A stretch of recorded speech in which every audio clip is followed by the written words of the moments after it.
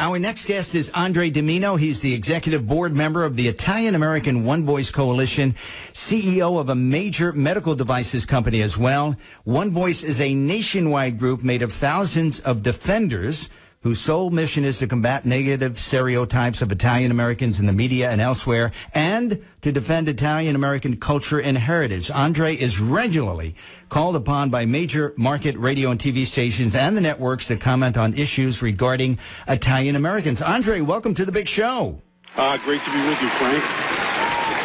It's a pleasure to have you. You know, you've said this many times in the interviews that I have seen. We are very sensitive to ethnicities and people making fun of ethnicities, and justifiably so.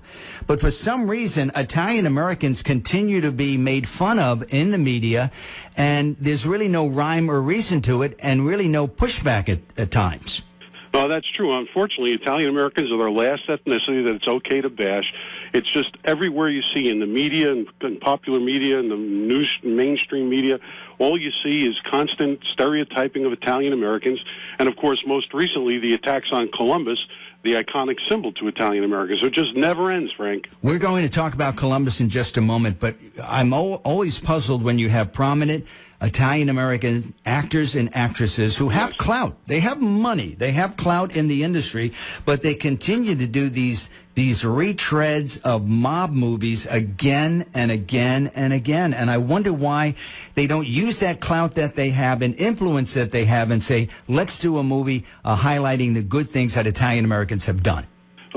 You're so right, Frank. It's just incredible. The Italian-American actors themselves just continue to perpetuate that stereotype, and just every place you look, you see the stereotype of the mobster, mafioso, the bimbos, the buffoons that they portray Italian Americans. It's just a bad thing to do. And some of the stories that never really came out, many people, I think the vast majority of Americans have no idea that Italian Americans were also interned during World War II in places like Missoula, Montana, and Ellis Island, and so on and so forth. Italian Americans were also, just like our Japanese American friends, interned during World War II, but you'd never hear about that. No, that's true. That's really a secret that's out there. Unfortunately, you hear about the Japanese, just like you said, but Italian Americans suffered the same fate during World War II. That's not heard about. And, of course, you know, the largest single lynching that ever occurred was of Italian Americans, the single largest lynching, one-day lynching in New Orleans of 11 innocent Italian Americans. You don't hear those stories. Yeah, well, recorded lynchings, of course, there weren't records probably going back to slavery, and I'm sure there were many worse instances of that. But you're absolutely correct. Now, I was watching Saturday Night Live this past weekend, and they were doing a spoof on a game show, and one of the questions came up about Columbus, and I just cringed because there is a certain segment of the population who want to revisit Columbus, judge him by 21st century standards when he was a 15th century man. I got into a discussion with a woman not too long ago who was convinced that Columbus came to America, raped and pillaged, which he did not. His men did. They were stranded here.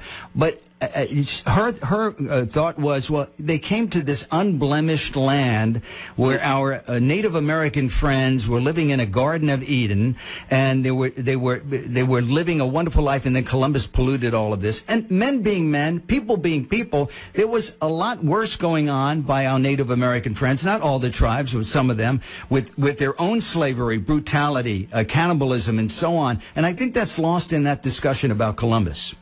No, absolutely. And really, that's really how the attack on Western culture was started by Howard Zinn, who was a self-declared Marxist. And he started with all those lies about Columbus that have just now been gone, brainwashed. Explain who he is. Explain who Howard Zinn is. Sure. Howard Zinn wrote a book called The People's History of America, and unfortunately, as a self-declared anarchist and Marxist, he wanted to destroy this country. And he started by going after the foundations of Western culture, which, of course, was when Columbus united the continents and brought Western culture to this part of the world. Just like you said, it was no Garden of Eden, but they tried to portray it that way, and that the Columbus just ruined this part of the world.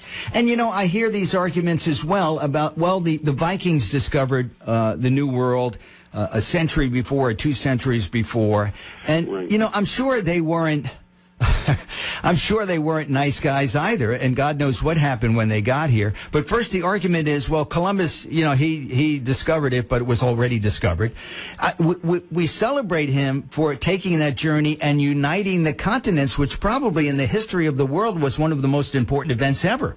Yeah, it's like, when we went to the moon during our lifetimes here, it was a tremendous thing that really united the continents. And yes, others may have been from other parts of the world came here, but it was after Columbus that the great discovery of the population of this part of the world occurred. And after all, even the indigenous people, we've got nothing against indigenous people, but they didn't sprout out of the ground. They came from somewhere too. So, this was not the Garden of Eden, and Columbus really just started the growth. And we're here because of Columbus. Absolutely. And let's talk about, he brought disease to America, germs and so on, and syphilis and so on and so forth. People don't understand that they didn't know what germs were until a century after Columbus. Exactly. So it's not like they deliberately came here to spread germs. And, it just puzzles me that we're at a point now where not only his statue, but other statues of Lincoln and Washington and so on are being taken down because people don't want to learn about history, in my personal opinion. They want to rewrite history. Yeah, and it's really, you said it all right there, is that, they started with Columbus, and they're going after all of the historical figures of the past. And, listen, everybody's got something in their background that may not be desirable, but you don't tear down the past now and rewrite history. And unfortunately, you see that going throughout our country, and it's just terrible. What do you say to school boards, to states that want to rename Columbus Day Indigenous Peoples Day, or merge it with Columbus Day and Indigenous Peoples Day, put them together, or just take it off a school calendar? What do you say to them? Well, first of all, we say, don't pit one group against another. Indigenous people have August 9th, the day after Thanksgiving, and the whole day of November. Let's celebrate along with them, and don't pit them against Italian Americans and actually all Americans, because Columbus Day is a great holiday for all Americans. And we tell them to look at the facts. They say that he destroyed the Taino tribe.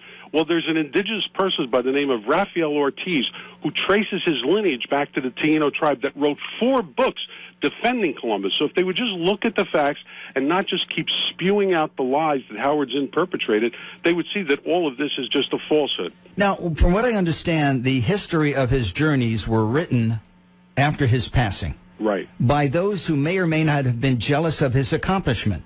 So it wasn't in their best interest to build him up. It was in their best interest to knock him down, as if it was a mistake. He went on a journey, accidentally found the New World, and so that took a lot of moxie to go into a ship, 3 ships, and cross an ocean when everybody thought the world was flat. No, absolutely. It was an intrepid voyage. He was a great navigator.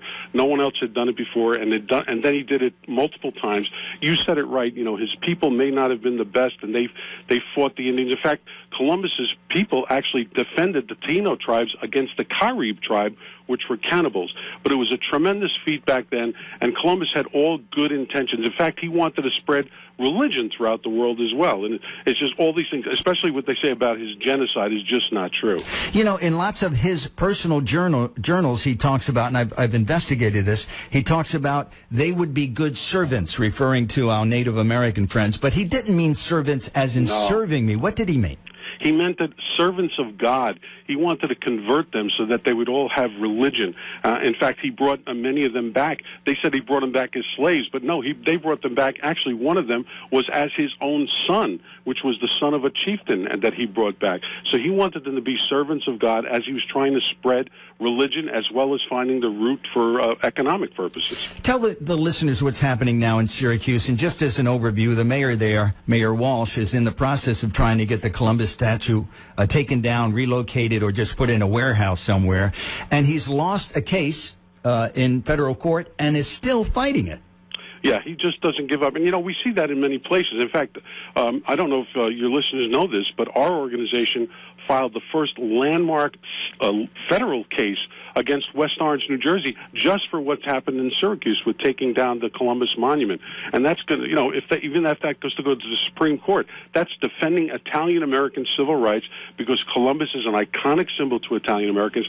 And all of these mayors that are taking these statues down are not doing the right thing, not just for Italian-Americans, but actually for all Americans. And let's be clear here, because we've talked about this in the past. We have nothing against our Native American friends. We should have a special day for them. Correct. To honor their heritage. And they actually do. August 9th, I believe, is Native American Day. The day after Thanksgiving, they have the entire month of November. It's not like we don't celebrate their contributions, which are many. But for some reason, they would like to take away the Columbus Day holiday. Yeah, no, let's celebrate right along with indigenous people. Why should we pit one group against another? Indigenous people certainly have gone through so much in this country, and we respect what they've gone through. But by pitting one group against the other, that's the worst that you can do. Talk about diversity and inclusion. Well, that's not diversity and inclusion. That's really putting groups against each other. Okay, Andre, in 10 seconds, because we have a hard out, how do people get in touch with the Italian American One Voice Coalition? Well, the best way is to go to our website, which is our initials, IAOVC.org. IAOVC.org. We're a 501c3 foundation, and we preserve Italian-American civil rights. We welcome everybody to join or to donate. Okay, Andre DiMino from the Italian-American One Voice Coalition, thank you for your time today. And, folks, thank you for allowing me to fill in for Dave Elliott. It's been my pleasure. We'll see you soon.